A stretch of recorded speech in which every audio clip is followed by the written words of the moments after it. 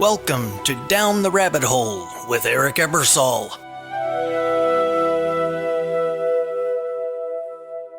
Two seconds, a steady, low hum, then a quick, bouncy beat.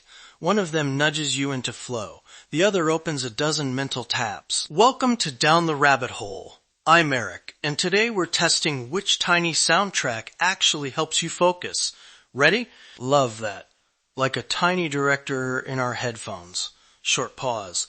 Let's talk about the one people try first. The steady hum. It feels boring on purpose, and that's the point. Boring in a useful way.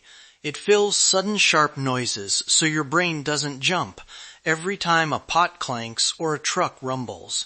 Laughing. Right. Use hums when you need long, uninterrupted focus. Writing, coding, anything that benefits from sustained attention. So basically, keep it boring on purpose? Exactly. Play pink noise at low volume. Don't blast it. On your phone, search pink noise and pick a 30-minute loop. Turn it down until it's barely there. That's the sweet spot.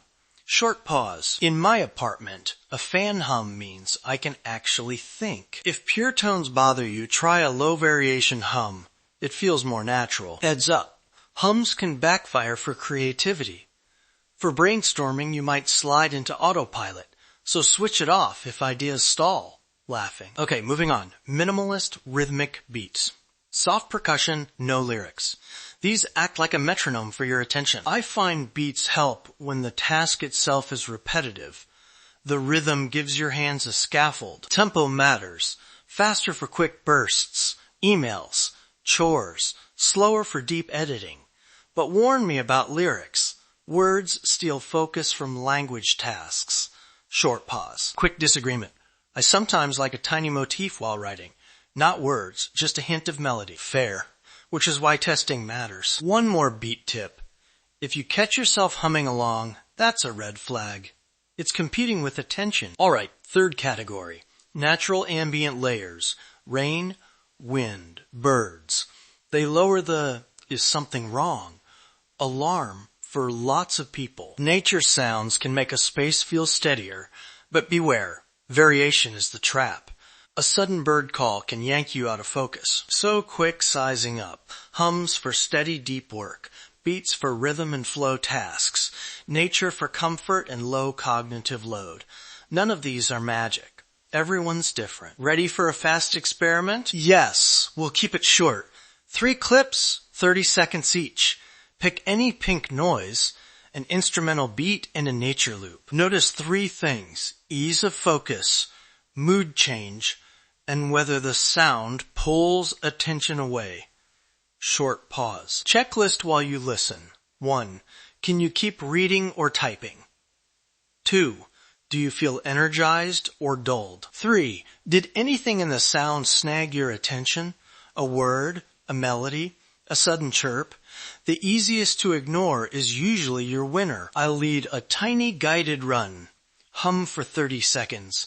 Beat for 30. Nature for 30. After each, ask, could you carry on without stopping?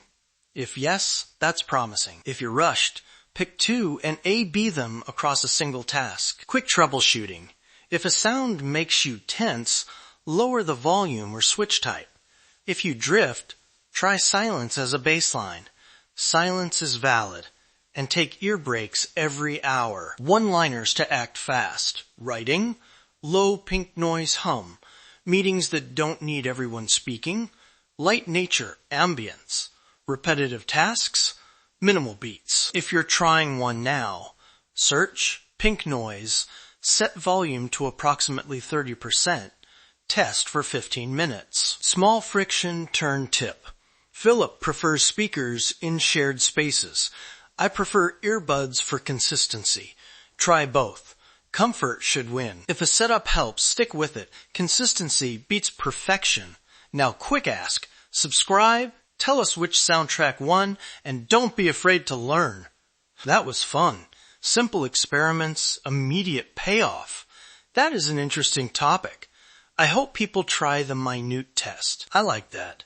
Share your results, and we'll probably riff on them next episode. Try the beats. Then come back and tell us if you accidentally danced. Laughing. You You've been listening to Down the Rabbit Hole with Eric Ebersol.